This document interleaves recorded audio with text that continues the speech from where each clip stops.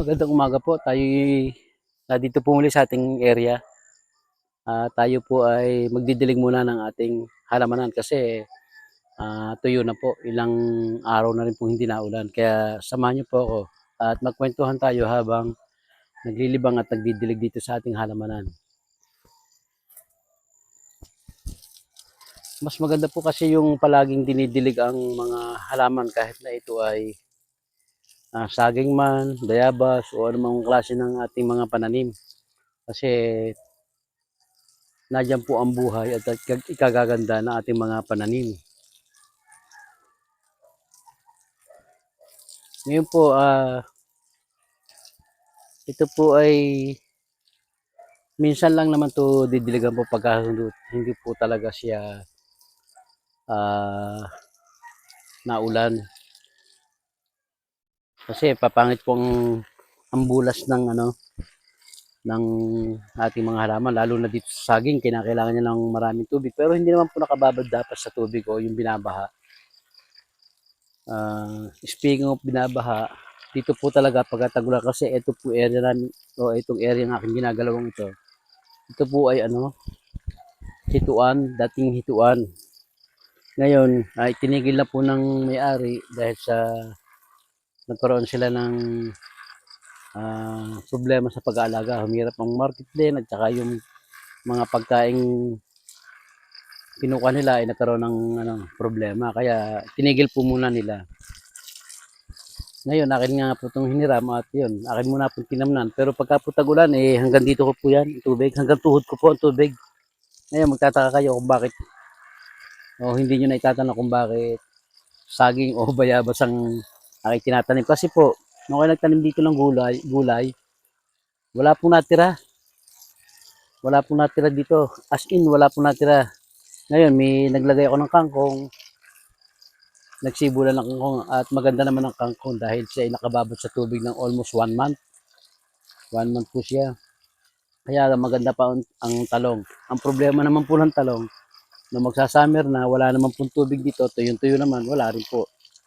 Kaya wala pong nabuhay na mga halaman. Ultimong kangkong, wala pong natira. Ngayon, ang ginawa ko po, nakita ko po doon sa kapitbahay namin, doon sa Bandaraon, na kahit sila nakalubog sa tubig ng matagal, ang bayabas at saka saging, sila lang po ang natira. Sila po ang survivor. Kaya yun po, pag-isipan ko na, itanim ko na lang po dito yung saging at saka bayabas. Yun lang po ang matibay-tibay sa tubig. Yun lang ang posible kong mapakinabangan pagka tag-ulan. During tag-araw naman, hindi naman po siya masyadong maselang sa tubig. Basta paminsan-minsan, diligan nyo lang siya ay okay na.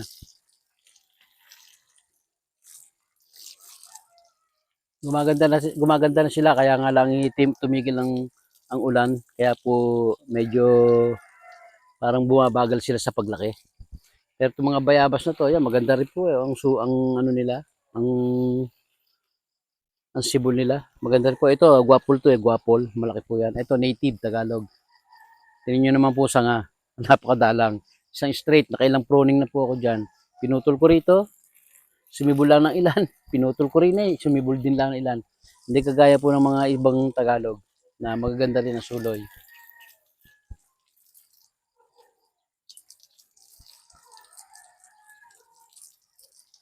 Ngayon po kung may tatanong niyo rin kung ano pinagagagawa ko nung kay bata, yun nga nung huling vlog ko po ay naikwento ko nga po sa inyo ang pag-aalaga ko ng manok. Mahilig po talaga sa pag-aalaga ng manok. Ngayon po, ako po ay literal na parang sabihin natin na batang lansangan, yung kung ano yung nakikita natin sa lansangan ng mga bata, yun po ako. Ganun din po ako. Pagka summer, walang pasok po, elementary days po noon, ang ginagawa ko po, napunta po ako sa bukid ng aking kaibigan, doon po sa tabing Aplaya, tabing dagat po yun, o tabing lawa. Doon ko iniukol ang aking panahon at oras habang bakasyon po. Namimitas po kami, nagpapaupa po ako sa pamimitas ng gulay, pag-i-spray ng gulay, at saka po yung pagbubuhat ng gulay. Ngayon po, sobrang hirap din po ang gayong klaseng hanap buhay ng pagano, pero masaya po talaga sa buhay. Kaya lang siyempre medyo mahirap siya. Pero kung halimbawa po sa bukid naman, kung tatama lang po talaga sa presyo, ay kikita naman po at saka gagandahan niyo po yung sistema ng pagtatanim niyo. At saka importante rin po yung market. Yung market.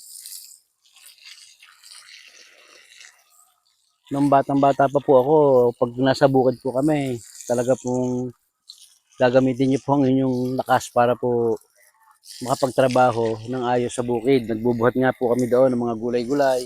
Akutin namin, minsan ahon lusong sa ilog. Elementary lang po ako noon. Ewan ko nga po, pag naaalala ko po sa ngayon, kung paano ko nakayanan yung mga ganung bagay. Samantala ngayon, parang hindi ko na po kayang bumuhat ng mabibigat kasi umiidad na rin po tayo.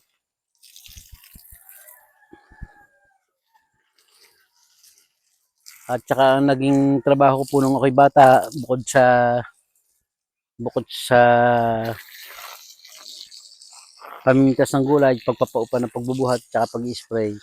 Ako po yung naging nakaranas din po akong magtinda po ng pandesal. Magtitinda po ako ng pandesal noon. Medyo matagal din po ang panahon.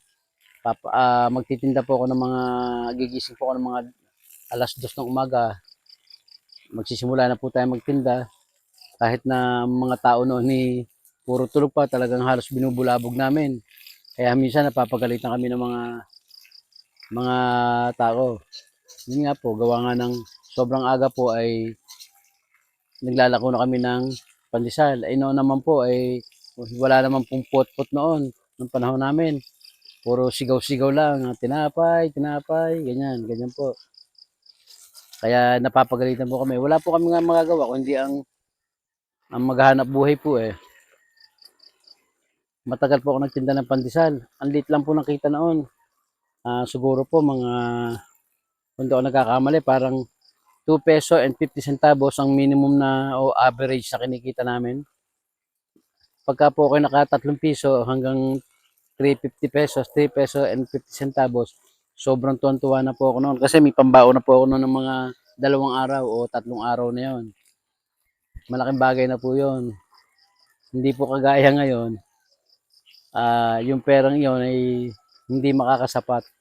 Bagamat sabihin na natin malaki ang value ng pera noon, hindi pa rin po, baka isang araw nyo lang pang merienda yon. At saka po, ang isa pong ginagawa ko, naranasan kong trabaho nung ako'y bata pa ay nagkargador po ako hindi naman po literal na nagkargador, kundi po, nung araw po, nung kami mga bata pa, may usong-uso po rito ang pag-aalaga ng itik sa amin kasi tabing lawa po kami. Usong-uso po ang pag-aalaga ng itik. Ngayon po, ang patuka sa itik ay yung shell o yung suso kung tawagin namin yun, yung snail na maliliit. At saka po palay. Ngayon po, ang palay, bubuhatin po namin yon kasi ginawa ang kalsada, hindi makapasok po ang mga jeep noon at saka truck. Ang ginawa po namin noon, bubuhatin po namin yung isang sako ng palay papunta daw sa bahay na may-ari ng palay para ipatuka sa itik. Medyo malayo-layo lang po ang aming buhatin. Pero nagtataka rin nga po ako din kung paano ko nabubuhat yung isang sakong palay nung panahon ako elementary pa lang. Kasi medyo maganda din po ang palay pero kung tutusin nyo bilang mas musmos o batang-bata pa ay nabubuhat ko po yung mga ganong bagay o ganong kabigat kumpara sa murang katawan ng isang bata. Yun po, isa rin po sa naging hanap buhay ko po yon no, kay elementary. Ngayon ako po ay naging teenager na. Ang isa pa pong naging trabaho po noon ay car wash boy sa kapitbahay namin. Yung po ay may mga jeep na pambiyahe. Pagdating po ng gabi, nililinis ko yon at inuupahan ako ng parang 16 pesos yata pa yun o 16 pesos per jeep. Ay ang jeep naman nila isa nakakaisa lang ako kasi ang tagal eh. Matagal bago po matapos, isa. Pag nakadalawa po kayo, eh okay na yun. Eh, pagod na po kayo dahil kasi galing po kayo sa pagpasok. Pagdating nyo sa hapon siya, maglilinis na kayo ng jeep. Kaya sobrang hirap din po. Saglit lang ako naging car wash boy kasi sobrang ang hirap po isingit sa oras ko noon sa pagpasok ng high school. Hindi ako nagkakamali po noon ay ano ako noon, first year high school. Kaya yun, medyo napatigil din na rin po ang aking pag-aano noon. Ngayon, nung ako naman po ay gumraduate ng high school, balik po muna ako sa ano sa bukid. Kasi wala pa po akong trabaho noon at tumulong po uli ako sa aking kaibigan. At ngayon, ikumpare ko na rin po yun eh. Yun po. Ngayon po, sa mga susunod na araw, sa ating susunod na vlog, ay may mga kwento. Samahan niyo po uli ako sa kwentuhan natin habang tayo narito. Kaya wag po natin sayangin ang mga oras natin sa araw-araw kasi ang sarap din naman ng feeling kapag yung marami kang nagagawa. Makapag-relax habang nagtatrabaho, habang naglilibang o yung hobby mo, nagagawa mo. At kahit pa paano na share din natin yung mga bagay-bagay na experience natin na pwedeng pagkapulutan ng ang mga kabataan na sa bagay, mahirap yung ano eh. Mahirap din tinrabaho ko eh. Hindi lang naman na ganun trabaho ang kailangan pagkaabalahan ng mga bata. Iba na kasi ang nature ng trabaho ngayon compare mo doon sa kami mga bata pa. Ngayon, marami na pong pamimilian eh. Pwede kang maging crew ng isang fast food chain, mga ganon. Pwede ka sa mga mall. Kami, noong panahon namin, wala pong mga mall. Kaya wala po kami mapagtrabahuhan na ganong klase. Kaya po ang takbo namin bukid, tsaka po dagat, ganyan. Sa dagat, hindi po ako nakaranas magdagat kasi ang tatay ko po ay magdaragat din po. Pero ayaw po niya kami maging magdaragat. Ayaw niya kaming mga magkakapatid na lalaki ay maging kagaya niyang isang magdaragat. Sobrang hirap daw po. Bagamat hindi naman po masama yun dahil yun po naging trabaho na aking tatay. Subalit sabi ng tatay ko, mabago naman daw yung trabaho namin, wag na daw gayahin yung sa kanya. Pero maganda rin naman po magdaragat eh. Kaya lang, siyempre po, ang mga magulang, kung ano naranasan, ayaw pararanas na trabaho may hirap sa kanya mga anak. Sige po, yun na lang po at marami pong salamat. Ngayon, kung kayo po ay mga gustong may share o topic na pwede nating pag-usapan, i-comment nyo na po, isulat nyo na po, ay, yan nyo po sa comment section ko po. Para at least man lang po ay yung mga bagay-bagay tayo mapag-uusapan. Kahit yung mga personal na mga nangyari sa inyo, sa atin, ay pwede nyo pong kwento o ikukwento po natin. Pwede po rin kayo magtanong para po isa rin po yan sa mapag-uusapan natin.